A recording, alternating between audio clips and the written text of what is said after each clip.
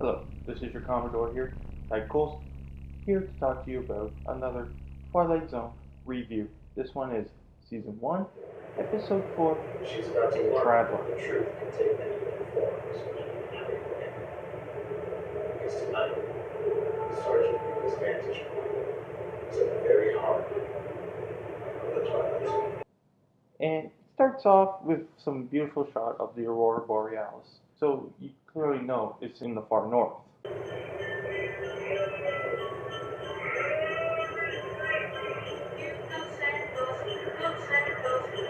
I was kind of hoping it would have been in one of the territories of Canada, like Yukon, Northwest Territories, or none of it. But it was not.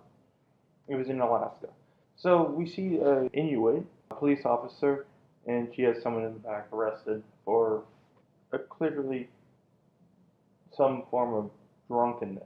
Oh, God, okay, come on. Isn't this supposed to be on, like, police radio or something, officer? It is on. Which we learn is her brother. And he's really ripping on Christmas. You know, they want me to live my life off 3 wise guys, follow Stoner, horror, find some magic kid. And of course they have to rip on Christmas because just let's insert any other holiday from any of the other religions and people would have lost their minds. Say if he said what he said about Ramadan or Hanukkah. As well, when they're in the car, they do talk about his the Inuits' beliefs, which I do find valuable because I do like learning about that stuff. I just wish they would have respected our beliefs as Christians about Christmas and stuff. Supposed to be more spiritual than our ancestors dancing on the northern lights while they watch down on us. And she brings him into the station. The way she got him there is basically, she says he's going to be partying because it's Christmas Eve, and the captain of the station enjoys partying at least one prisoner, but they have none, so pretty much it's an all lawful arrest so far. Well, that's so fucking brilliant when you fucking arrest me. So he comes in, she takes him to the cell, and says, "I'll be back for you later."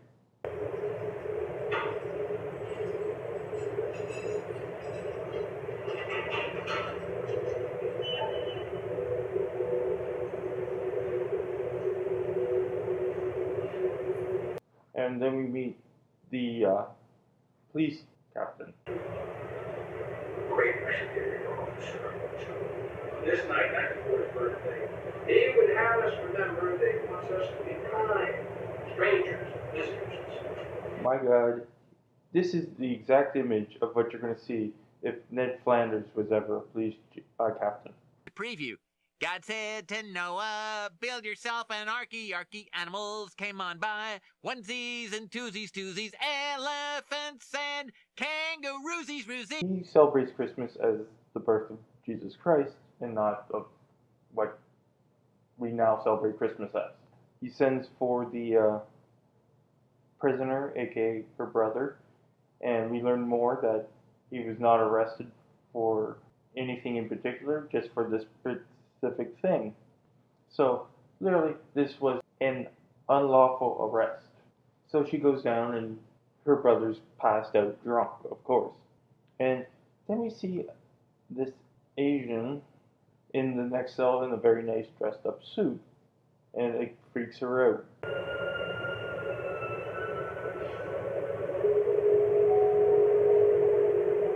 Who are you?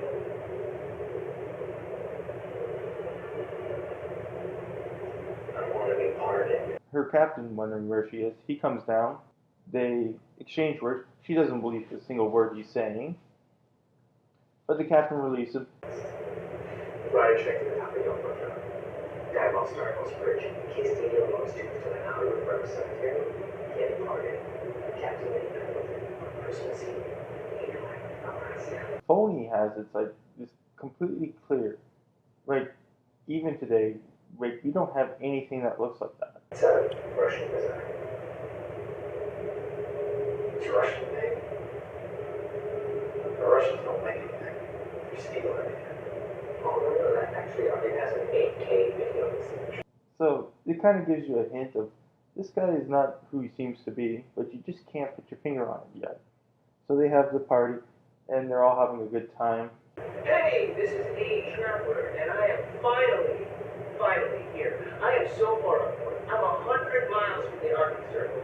Here in Eagle Rock, Alaska, everyone say hello! She makes a plate up for her brother. He's just wanting to know where the hell the pie is. And she goes runs his information and can't find anything about him. What was that slip he's missing from last year? So, lost 6 feet of snow, and you figured no one would find it. Power flickers. Yeah, that's one thing that happens in this episode. The power flickers a lot. And that's because of the army base nearby. And she convinces her captain to pardon her brother as well. He wasn't as orderly because Chris was typically. Give me a chance or two for a pardon. Never done one of those before. But then the agent's like, no, I don't want him pardoned. He stole stuff from you. And he then goes on and says secrets about the other people. And they start a huge fight. Oh shit. You made about this. Awarded the project to the Russian company across the Bering Strait. That has not been determined. See, I warned you about this asshole. How could you reelect him?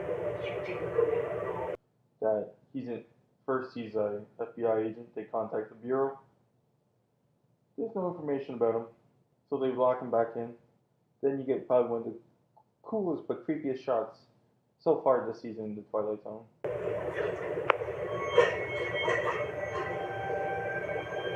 What the actual fuck? What the actual what? And you see like little antennas, like Andorian antennas sticking out of his head. So he then comes clean and says he's from a hostile. He's from a different species and they should be treating him better. And that the only reason why the captain's there is that he's getting money from the Russians to spy on the Americans. He's like a double agent or something. So the captain books it, and she locks him back into a cell. Then she goes running after her captain. Then he escapes the cell, and he helps her brother escape.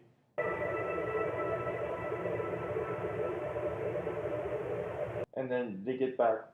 They go to the power generator, or this where the power is from. And she holds a weapon, places her captain under arrest, because out of all the things he says, this is what she believes, that he is indeed collaborating with the Russians to attack them. Out of everything he says. But I see it as the captain hears a threat about an attack happening to his something that he's sworn to protect. So he's going to go over there and see what's happening.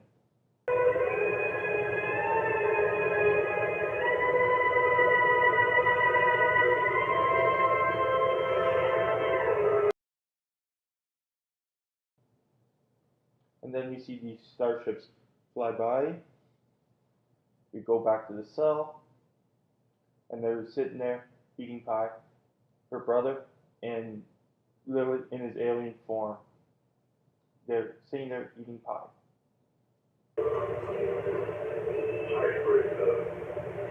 Definitely worth the wait.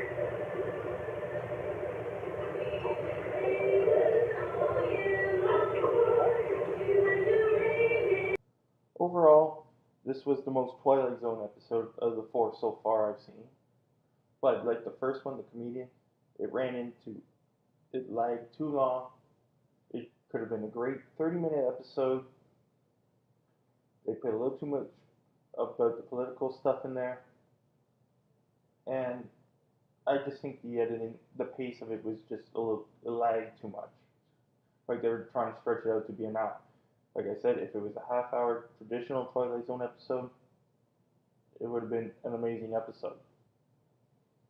Because I didn't really get into it until, like, at least at the third 20-minute mark into the episode.